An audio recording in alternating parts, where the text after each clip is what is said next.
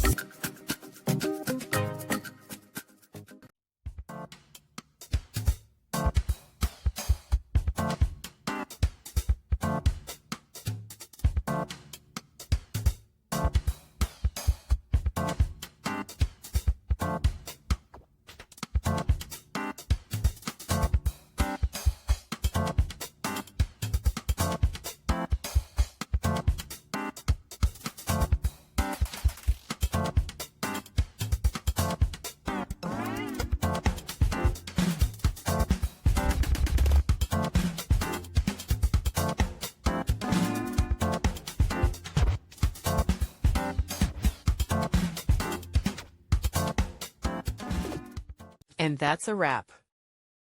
I hope you found the answer you were looking for. If you did, take a second to hit that subscribe button. It really helps out. And let me know in the comments which solution worked best for you. See you next time in the debug zone.